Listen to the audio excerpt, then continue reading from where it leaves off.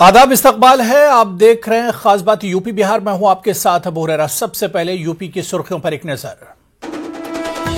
UP में bulldozer कार्रवाई का मामला सुप्रीम कोर्ट में यूपी हुकूमत ने पेश किया अपना मौकफ। कहा, जमीयत उलमा हिंद की अर्जी गैर कानूनी तामीरात को बचाने की कोशिश।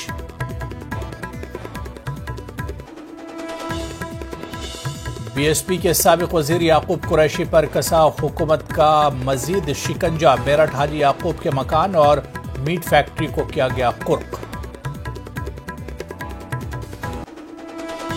अलीगढ़ मुस्लिम यूनिवर्सिटी के तरक्काती फंड्स में नुमाया कमी। गुज़िश्ता 5 वर्षों में फंड्स 62 करोड़ रुपए से 9 करोड़ तक पहुंचा। एमयू इंतजामिया तनकीद की जद में।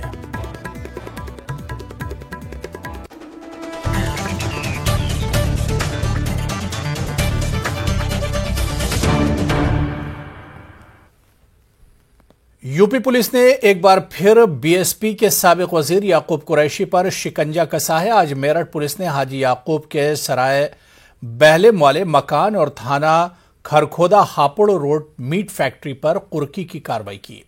गैर कानूनी मीट फैक्ट्री चलाने के केस में याकूब कुरैशी और उनके 2 बेटों और अहलिया समेत 15 अफराद के खिलाफ मुकदमा दर्ज किया गया था। याकूब कुरैशी अहले खाना समेत फरार हैं। पुलिस के मुताबिक आज कुर्क की गई प्रॉपर्टी की कीमत 100 करोड़ से ज्यादा है। अल फाहिम मीट नाम से एक इलीगल तरीके से एक फैक्ट्री चल रही थी मीट प्रोसेसिंग की, उसमें कार्रवाई हुई है। उसी का संबंध में आज कुर्की करी जा रही है। कई महीनों से फरार है। उन्होंने किसी भी तरीके से ना विवेचना में कोई सहयोग दिया था और ना ही उन्होंने कोर्ट में सरेंडर किया था। 1 महीने पहले से भी ज़्यादा इनकी जो है 82 कार्रवाई हुई थी और जो है कोर्ट से जो आदेश मिला है 83 के लिए कुर्की करने के लिए। उत्तर प्रदेश के वज़ीर आला योगी आदित्यनाथ के आबादी के हवाले से दिए गए बयान के बाद सियासी बहस तेज हो गई है कि मुल्क में बढ़ती आबादी को रोकने के लिए तशवीश का इजहार किया जा रहा है। लेकिन मुल्क में बढ़ती आबादी कितना बड़ा मसला है, इसके लिए कौन जिम्मेदार है? आबादी पर कंट्रोल को लेकर न्यूज़ 18 उर्दू की यह खास रिपोर्ट देखिए।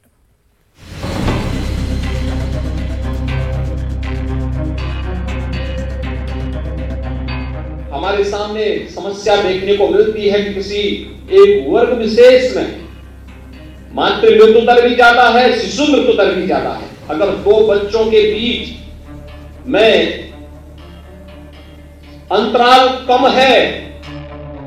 उत्तर प्रदेश के वजीर आला योगी आदित्यनाथ के मखसूस तबके की आबादी बढ़ने वाले बयान के बाद से इस पर फिर से बहस शुरू हो गई है। हालांकि गुज़िश्ता कुछ दहाइयों में आबादी में इजाफा हुआ है, पर अब इसमें कमी देखी जा रही है। आजादी के वक्त हिंदुस्तान की आबादी 34 करोड़ थी, लेकिन अब एक अंदाजे के मुताबिक मुल्क की आबादी 138 करोड़ से ज्यादा हो गई है। अक़वाम मुत्तहिदा के मुताबिक अगर ऐसे ही आबादी बढ़ती रही तो 2024 में हम चीन की आबादी को पीछे छोड़ देंगे। आबादी के इजाफे में हिंदू मुस्लिम दोनों तबके जिम्मेदार हैं। 2011 की मरदमशुमारी के मुताबिक मुल्क में 96 करोड़ हिंदू हैं, जबकि 17 करोड़ मुसलमान हैं। 2021 की मरदमशुमारी का भी इंतजार है। बढ़ती आबादी एक चैलेंज बनी हुई है, लेकिन मुश्किल यह है कि बढ़ती आबादी के मसले को भी मजहबी चश्मे से देखा जा रहा है। साबिक रुकने पार्लियामेंट केसी त्यागी का कहना है कि मसला सिर्फ कानून बनाने से हल नहीं होगा, बल्कि गरीबी दूर करने के साथ साथ लोगों को तालीम याफ्ता बनाने की जरूरत है। फूड इनसिक्योरिटी की ये हालत है कि हर 15 मिनट में 2 आदमी भूख की वजह से दम तोड़ते हैं। लिहाजा ये चिंताएं स्वाभाविक हैं कि जनसंख्या पर नियंत्रण होना चाहिए। खाली कानून से नियंत्रण होगा, हमारी पार्टी ऐसा महसूस करती है। हमारी पार्टी के नेता नीतीश कुमार स्वयं कह चुके हैं कि खाली कानून से ये इस समस्या का हल नहीं होगा। इसके लिए जन जागरण की आवश्यकता है। जब भी मुल्क में बढ़ती आबादी का जिक्र होता है, इसका इल्जाम अक़लियती तबके पर लगा दिया जाता है, लेकिन आदादो शुमार कुछ और ही कहते हैं।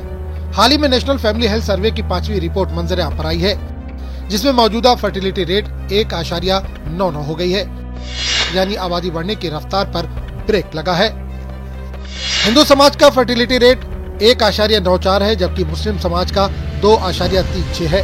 वहीं ईसाई का 1.88 तो सिख का 1.61% है। वहीं दूसरी जानिब एससी का 2.08 तो एसटी का फर्टिलिटी रेट 2.09 और ओबीसी का 2.02 है। इस दौरान ख्वांदा और नाख्वांदा में भी बड़ा फर्क देखने को मिल रहा है। स्कूल न जाने वालों का फर्टिलिटी रेट 2.28 हो गया है, वहीं 12वीं और आगे की तालीम हासिल करने वालों का फर्टिलिटी रेट 1.78 तक पहुंच गया है। यही वजह है कि मुस्लिम समाज से जुड़े लोग आबादी को मसला तो मानते हैं, पर मखसूस समाज से जोड़ने के खिलाफ है। नहीं, डेफिनेटली मतलब कि जो हर सिटीज़न और हर गवर्नमेंट जो है इसको लेकर चिंतित होगी कि उसकी पॉपुलेशन अगर उसके रिसोर्सेज से बहुत ज़्यादा बढ़ रही है तो अनार्की कंट्री के अंदर होगी। और वैसे भी जो पॉपुलेशन के हिसाब से ही सारे हमारे पास रिसोर्सेज होते हैं तो उसका इम्बैलेंस हो जाता है। लेकिन इसके लिए किसी एक पर्टिकुलर समुदाय या एक कम्युनिटी या एक तबके को इल्ज़ाम देना जो है वो गलत होता है, क्योंकि इसका डायरेक्ट जो ताल्लुक़ है वो उसके सोशल फैब्रिक से होता है, उसकी एजुकेशन से होता है, उसके ऊपर मानसा से होता है कि किस तरह का वो उसके पास क्या काम है, उसके पास क्या। क्योंकि अगर आप देखेंगे कि मुसलमानों में या किसी भी कम्युनिटी में देखें, पहले आप देख रहे थे कि और बहुत सारी कम्युनिटी जिनका बढ़ रहा था, लेकिन जैसे जैसे उनके यहाँ एजुकेशन बढ़ी उनका पॉपुलेशन ठीक होना शुरू हुई। वही हमारे यहाँ देख लीजिए आप, जो जितने भी एजुकेटेड या थोड़ा सा वेल टू डू मुस्लिम्स हैं उनके रेशियो जो आबादी का है वो बिल्कुल वही है जो कि बाकी और हमारे अब जो मॉडर्न लुकिंग फॉरवर्ड लुकिंग जो दूसरी कम्युनिटीज़ हैं। 5वें नेशनल फैमिली हेल्थ सर्वे के मुताबिक जम्मू कश्मीर में मुस्लिम आबादी 68% है, जबकि लक्षद्वीप में 96% है। आसाम में मुस्लिम आबादी 34% है, जबकि बंगाल में मुस्लिम आबादी 27% है। केरल में मुस्लिम आबादी 26 और उत्तर प्रदेश में ये 20% है। हमारे देश में आंकड़े मौजूद हैं, कोई भी आदमी देख सकता है कि इस वक्त में हमारे देश के में हर समुदाय की पॉपुलेशन डिक्लाइन में गिर रही है। मुसलमानों की भी गिर रही है, हिंदुओं की भी गिर रही है। रेशो में फ़र्क हो सकता है, लेकिन ये कि जो मुसलमानों की पॉपुलेशन पहले बढ़ती थी वो अब घटना शुरू हुई है। तो ये बात कहना कि भाई एक ही समुदाय की पॉपुलेशन बढ़ रही, बिल्कुल बेबुनियाद बात है। ये जो मौजूदा लोग हैं, बीजेपी के लोग या आरएसएस के लोग, ये एक हिंदू आबादी को एक खौफ में, एक भय में मुब्तला कर रखना चाहते हैं कि मुसलमानों की आबादी बढ़ रही है और ये 2050 तक के या 2080 तक के ये अपनी पॉपुलेशन बढ़ जाएगी, इनकी हुकूमत बन जाएगी, बिल्कुल बेबुनियाद बात। आबादी के कंट्रोल में तालीम का रोल काफी अहम तस्वुर किया जाता है। 1991 से 2001 तक मुस्लिम आबादी 2.9% की शरह से बढ़ रही थी, जबकि गुज़िश्ता 10 सालों में इसमें 5% की कमी दर्ज हुई है। मुस्लिम की आबादी बढ़ने का रेट हिंदुओं से कम हो गया है, जबकि जमीयत उलमा के सेक्रेटरी नियाज फारूकी का कहना है कि आबादी कंट्रोल करने के लिए उठाए जाने वाले कदम से इन्हें कोई एतराज नहीं है। आबादी में इजाफा और रिसोर्सेज की कमी ये हमारे मुल्क का मसला है, और हम आबादी में इजाफा न हो, हम इसके मुखालिफ नहीं हैं। तो सबसे पहले तो ये बात क्लियर हो जाए कि किसी भी मुस्लिम तंजीम को या मुस्लिम लीडर को आपने ये कहते नहीं सुना हुआ कि तुम इतने बच्चे पैदा करो और तुम ज़्यादा से ज़्यादा बच्चे पैदा करो। आज तक हमारे इल्म में ऐसी कोई बात, खुद हमारी जमीयत उलमा की तंजीम है, तो आपने कभी सुनी हो तो आप हमें बताएं। इसके मुकाबले में आप देखेंगे तो आज बड़ी बड़े सेनाएं खड़ी की जा रही हैं और वहाँ पे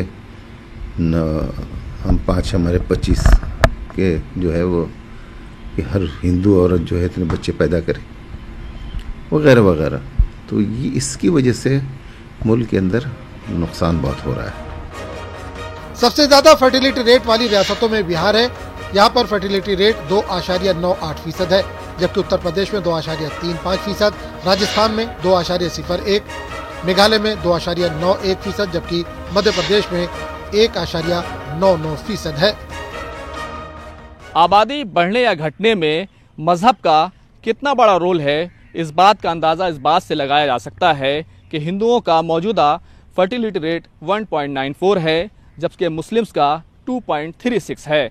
दूसरी तरफ ईसाइयों का 1.88 है। लेकिन अगर इसको दूसरे नज़रिए से देखें तो जो लोग कभी स्कूल नहीं गए उनका फर्टिलिटी रेट 2.88 तक चला जाता है। अगर आमदनी की बात की जाए तो जो सबसे कम आमदनी वाले लोग हैं उनका फर्टिलिटी रेट 2.63 है, और जिनकी आमदनी सबसे ज़्यादा है उनका फर्टिलिटी रेट 1.57 है। यानी कि अब आप देख सकते हैं कि मजहब का क्या रोल है। कैमरामैन मुनमुन सिंह के साथ खुर्रम शहजाद, न्यूज़ 18 दिल्ली। चलिए आगे बढ़ेंगे। गाजियाबाद नगर निगम ने महकमा बिजली के बन रहे नाले पर तजावुजात को बुलडोजर से हटाया। नगर निगम के अहदेदारों ने बुलडोजर के जरिए नाले पर बन रहे गैर कानूनी तामीर को मुनहदिम कर दिया। एनजीटी की वाज़ेह हिदायत है कि कहीं भी तजावुजात नहीं होगी। बिजली विभाग ने बिना अनुमति के अवैध निर्माण किया है, ये नहीं करना चाहिए था। कोई वैकल्पिक जगह को रोकने के लिए निर्देश किया गया था। नगर आयुक्त महोदय के पास शिकायत होने पर तत्काल इसे हटवाने के क्रम में 70 साल पुराना ये अब से पहले नहीं दिखा, 70 साल पुराना था। आगे की दीवार इन्होंने जब नाला बनाया तो दीवार को मिलाया गया, हमने उनका पूरा का पूरा वो तोड़ दिया और खुद उन्होंने आगे बढ़ के खुद तोड़वाया। लेकिन कम से कम थोड़ा सा ऐसा तो छोड़ दो ना, वो बैठ पाए बेचारे। अब बिजली कर्मचारी भी हैं तो हमारे ही ना, कहीं तो बताओ पुराने शहर में बिजली रात को 11 बजे चली गई तो रात को कहाँ ढूंढेंगे? अब जनप्रतिनिधि होने के नाते मुझे इस चीज की चिंता, कहाँ ढूंढेंगे बताओ।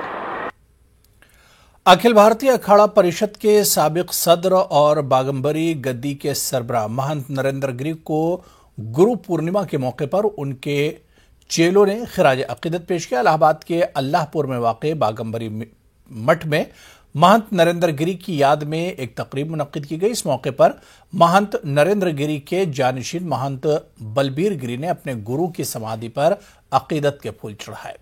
गुरु पूर्णिमा के दिन बागंबरी मठ में बड़ी तादाद में महंत नरेंद्र गिरी के शागिर्द जमा हुए हैं। अकीदतमंदों ने गुरु पूर्णिमा की मुनासिबत से महंत बलबीर गिरी के सामने हाजिरी दी और उनसे आशीर्वाद हासिल किया।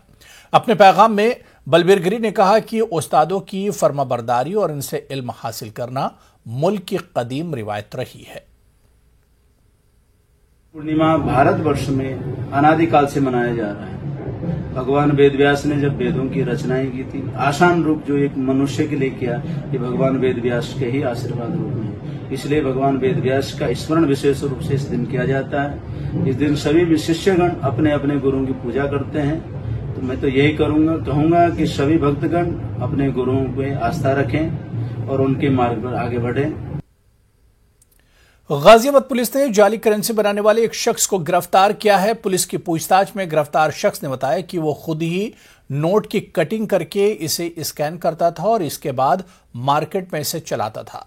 लोगों को कम पैसे में नकली नोट देकर असली नोट लेता था। मुखबिर की इत्तला के बाद पुलिस ने इसे गिरफ्तार कर लिया। इसके पास से हिंदुस्तानी जाली करेंसी के 94,000 नोट बनाने के लिए स्कैन करने वाला प्रिंटर भी बरामद हुआ है। से अभियुक्त को गिरफ्तार किया गया है, जो नकली नोट छाप करके मार्केट में चलाता था और लोगों को कम पैसे में असली नोट लेकर के नकली नोट देता था। इससे 94,000 नकली नोट बरामद किया गया है तथा प्रिंटर जिससे नकली नोट प्रिंट करता था और फेविकोल वो कागज़ जो उस पर चिपकाता था और बाकी कटर अन्य कई सामान इससे बरामद किए गए। अलीगढ़ मुस्लिम यूनिवर्सिटी अपने एजाजी डॉक्टरेट की डिग्री डिलीट देने की मायानाज शख्सियात को दे चुकी है, जिसमें मिस्र के साबिक सदर जमहूरिया जमाल अब्दुल नासिर, मलेशिया के साबिक वज़ीर आज़म अब्दुर्रहमान, ईरान के शाह मोहम्मद रजा पहलवी, जर्मनी के चांसलर और सऊदी अरब के साबिक बादशाह शाह बिन अब्दुल अजीज जैसे नाम शामिल हैं। इस मरतबा एक बार फिर अलीगढ़ मुस्लिम यूनिवर्सिटी ने सऊदी अरब के शहजादे मोहम्मद बिन सलमान को एजाजी डिग्री देने की तरफ पेशरफ्त की है।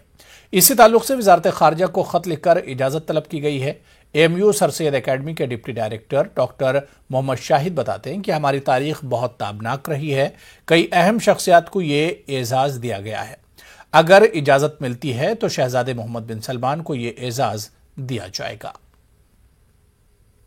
अलीगढ़ मुस्लिम यूनिवर्सिटी हमेशा से foreign dignitaries, head of the states और टॉप इंटेलेक्चुअल्स दुनिया के उनको डिग्री देती रही है। इससे पहले भी शाह सऊद को, इसके अलावा काहिरा के यानी मिस्र के जमाल अब्दुल नासिर को, ईरान के अहमद शाह पहलवी को और इसी तरीके से दलाई लामा को और बहुत सारी ऐसी सरकर्दा शख्सियात को ऑनरी डिग्री से नवाजा जा चुका है। इस बार पिछले साल सितंबर के महीने में यूनिवर्सिटी ने एक प्रपोजल गवर्नमेंट को भेजा था, क्योंकि फॉरेन डिग्नेटरी या हेड ऑफ द स्टेट को डिग्री देने के लिए गवर्नमेंट से परमिशन लेनी होती है, नो ऑब्जेक्शन लेना होता है। तो उसके लिए हमारी यूनिवर्सिटी ने अप्रोच किया था, उसकी परमिशन का अभी इंतज़ार है और इंशाअल्लाह जैसे ही ये परमिशन मिलेगी तो मोहम्मद बिन सलमान जो क्राउन प्रिंस हैं सऊदी अरेबिया के, उनको ये डिग्री से नवाजा जाएगा। फर्रुखाबाद की मशहूर और मारूफ शख्सियत दिलदार हुसैन का कल इंतकाल हो गया। आज उनको सुपुर्द खाक कर दिया गया। वो लंबे अरसे से बीमार चल रहे थे। दिलदार हुसैन सिर्फ नाम के ही नहीं बल्कि काम से भी दिलदार थे। वो गंगा जमनी तहजीब के मिसाल थे। वो हर मजहब के मानने वालों के लिए हर दिल अजीज थे। वो हिंदू मुस्लिम एकता की बेहतरीन मिसाल थे। फर्रुखाबाद शहर की जानी मानी शख्सियत ने दिलदार हुसैन के इंतकाल पर अफसोस का इजहार किया है। कोने में भी जाते थे और जिस मस्जिद में भी नमाज पढ़ते थे तो उसका 1990 से उसका रिकॉर्ड है उनके पास कि अगर वो दिल्ली गए, दिल्ली में किस मोहल्ले की किस मस्जिद में उन्होंने नमाज पढ़ी तो उसका वो रिकॉर्ड रखते थे। तो वो रिकॉर्ड किसी के पास नहीं हो सकता, मैं ये सब। और 250 लड़कियों के निकाही बाप थे वो जी। तो काजी जी ने फिर निकाही बाप बनाना बंद ही कर दिया उन्हें, बहुत ओवर हो गया। हम तो बस अपने पापा हाजी दिलदार हुसैन ठेकेदार साहब के बारे में यही कहेंगे कि वो एक अजीम शख्सियत थी फर्रुखाबाद में, बल्कि वो सारे जग के चच्चा थे। हर आदमी उन्हें चच्चा कहता था, चाहे वो छोटा हो चाहे बड़ा हो, हर इंसान उनको चच्चा कहता था। तो आज ऐसा लगता है हमें कि हम नहीं बल्कि हमारा सारा फर्रुखाबाद के लोग आज यतीम हो गए हैं। चच्चा के ना रहने से आज सारे लोग यतीम हो गए हैं। चच्चा ने हमारे देखते हुए ज़िंदगी में सैकड़ों पंचायतें निपटा दी, लोगों के घर टूटने से बचाए, लोगों के रिश्ते टूटने से बचाए, लोगों के निकाह टूटने से बचाए, सुलहनामा बहुत कराए। आज हमारे शहर की एक अजीम शख्सियत जो वाकई एक जितनी भी तारीफ़ की जाए कम है, मोहताज तारुफ नहीं है वो शख्सियत, जनाब दिलदार हुसैन साहब का इंतकाल होना एक शहर के लिए बहुत बड़ा नुकसान है। और वो एक ऐसी अजीम शख्सियत थे जो हमारे शहर को हिंदू मुस्लिम एकता में हमेशा बनाए रखा उन्होंने, और एक ऐसा माहौल हम लोगों को दे गए हैं कि मैं समझता हूँ आने वाली नस्लें उनकी इस खिदमत को भूल नहीं पाएंगी। जनाब हाजी दिलदार हुसैन साहब रहमानी जो सिलसिले रहमानिया आफ्ताब नक्शबंदियत हज़रत मौलाना शाह फजलुर रहमान गंज मुरादाबादी अलैहि रहमत व रिज़वान के साहिब सज्जादा जो हमारे दरमियान नहीं हैं, मुफ्ती शाह अफजालुर रहमान भोले मियाँ अलैहि रहमत व रिज़वान के बाज़ाब्ता मुरीद थे और उनकी तालीमात पर अमल करते थे। फर्रुखाबाद में बहुत ही मुअज़्ज़िज़ और मोहतरम शख्सियत थे। उनका शुमार फर्रुखाबाद की आवाम में बहुत ही बेहतर और कारआमद साबित होता था। हिंदू मुस्लिम इत्तेहाद और उख़ुव्वत, मोहब्बत, एकता और कौमी यकजहती की मिसाल थे। लड़कियों की रोलर डर्बी की हिंदुस्तानी टीम में अलीगढ़ की बेटी तंजीला खान जगह बनाने में कामयाब हुई हैं। तंजीला अलीगढ़ मुस्लिम यूनिवर्सिटी की भी तालिबा रही हैं। वो नेशनल और रियासती सतह के मुतादिद मुकाबलों में नुमाइंदगी कर चुकी हैं। अब उन्होंने मुल्क की टीम में जगह बनाई है, जिसके बाद अलीगढ़ में मसरत की लहर दौड़ गई है। हालांकि माशी तंगी तंजीला की इस उड़ान में रोड़ा बन रही है। तंजीला को अक्टूबर-नवंबर में अर्जेंटीना में होने वाली आलमी स्केट चैंपियनशिप में शिरकत करनी है, जिसमें काफी रकम की जरूरत है। इस ताल्लुक से उन्होंने ताउन की अपील की है।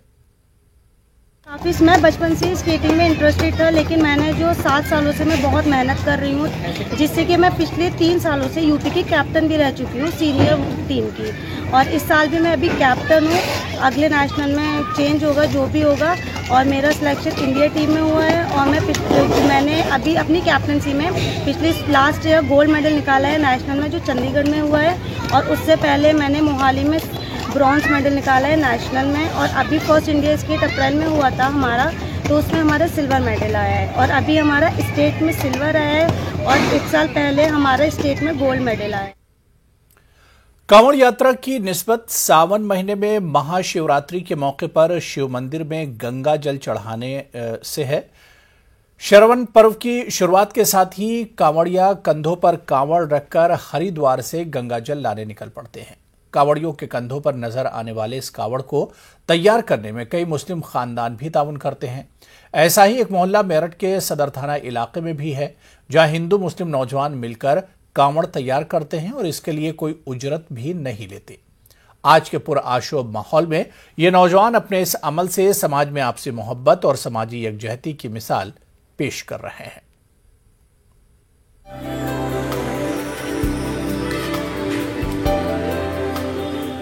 हरिद्वार से गंगा जल लाने के लिए शिव भक्तों के वास्ते तैयार की जा रही ये कांवड़ इस लिहाज से खास है कि इसमें गौरव और मनोज के साथ अली, समी, शान, शुएब और अब्दुल जैसे कई नौजवानों की मेहनत भी शामिल है। मेरठ के सदर मोहल्ला में रहने वाले इन बच्चों के लिए मिलजुल कर कांवड़ तैयार करना एक रिवायत का हिस्सा बन गया है। महल्ले के रहने वाले गौरव हर साल कुछ अलग और खास कांवड़ तैयार करने के लिए डिजाइन तैयार करते हैं और फिर पड़ोस में रहने वाले अली, समी, शान और दीगर मुस्लिम बच्चे इसे मुकम्मल करने में लग जाते हैं। ये नौजवान इस साल बुलडोजर मॉडल की कांवड़ तैयार कर रहे हैं। करीब 10 साल हो गए हमें कांवड़ बनाते हुए, सब मिलजुल के काम करते। कौन कौन संप्रदाय के? हमारे अली भाई बैठे हैं बराबर में और बच्चे हैं। हाँ जी, हाँ जी, सब मिलजुल के काम करते हैं। हम कोई पैसे नहीं लेते, बस सामान आता है, जिसकी कांवड़ बनती है बस। अच्छा, वैसे कोई चार्ज नहीं है। आइडिया तो सब कुछ इनका रहता है, बस हम हेल्प कराते हैं थोड़ा बहुत। जैसे तार बांधनी हो गई, बांस काटना हो गया, कपड़ा लगाना हो गया, डिज़ाइनिंग हो गई, बस हम खाली हेल्प करते हैं। बाकी सारा जो डिज़ाइन है सब भाई साहब इनका ही है, गौरव भाई का। भाईचारा ही है बस आपस में। और इस बार नया सोचा है बुलडोजर वाली, और हर साल तरह तरह की कांवड़ बनाते हैं, हर डिजाइन की। और रात लगते हैं हम 10 बजे के करीब, सुबह 6 बजे तक बनाते हैं कांवड़। सब मिलके त्यौहार मनाते हैं हम। महल्ले के हिंदू मुस्लिम बच्चों का ये जज्बा और एक दूसरे की अकीदत का एहतराम देखकर महल्ले वाले भी फख्र महसूस करते हैं। महल्ले वालों का कहना है कि एक दूसरे के लिए मोहब्बत और ईसार का जज्बा यहाँ की रिवायत का हिस्सा बन गया है, बल्कि आज के माहौल में समाज के लिए भी एक मिसाल है। बच्चे तो 10 साल से बना रहे हैं, सब मिलजुल कर बनाते हैं ये लोग। क्या लगता है आपको, क्या भाव होता होगा इनके मन में? अच्छा लगता है इन्हें, ये भाईचारा ही है और अपनी खुशी से बनाते हैं, इन्हें खुशी मिलती है थोड़ा, ये है बस। ये सिर्फ एक हिंदुस्तान की हिंदू संप्रदाय की सिर्फ एक परंपरा नहीं है, बल्कि इसमें मुस्लिम्स का जो एक योगदान है इस कांवड़ को बनाने में, वो इस हिंदुस्तान की असल पहचान, इसकी तहजीब को साबित करता है और इसी की ज़रूरत है हमें आज के हिंदुस्तान में भी। तंजीर अंसार, न्यूज़ 18, मेरठ। चलिए आगे बढ़ेंगे, नजर डालते हैं